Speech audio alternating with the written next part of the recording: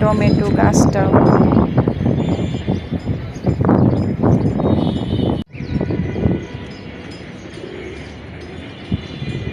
সব পড়ে আছে আমার গাছ। এখন সব উঠিয়ে নেই, তারপরে আবার তোমাদের একটু দেখাচ্ছি। ওরা আমার একবারে কি বলবো, আত্মার সাথে জড়িত আমার এই গাছগুলা।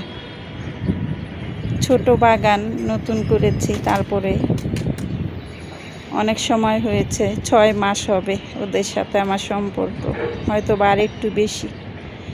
আচ্ছা, রেখে এখন এগুলা ওদের ঠিক করে নিই, তারপরে তোমাদের আবার দেখাচ্ছি। এই যে কালবৈশাখী ঝড়ে একবারে আমার ছোট্ট একটা বাগান, আমার বাগানটাকে একবারে উলট পালট করে দিয়েছে। দেখো সব পড়ে গেছে, আমার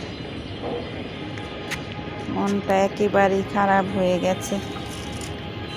দেখো আমার এই যে মালবেরি গাছটা, এগুলো সবগুলো পড়ে গেছে। এই যে পেঁপে গাছের চারাটা কয়েকদিন আগে হলো লাগিয়েছি, দেখো সব একবারে উলট পালট হয়ে গেছে। তোমাদের সাথে একটু শেয়ার করছি। আল্লাহ আপনি রহমতের মালিক। আল্লাহ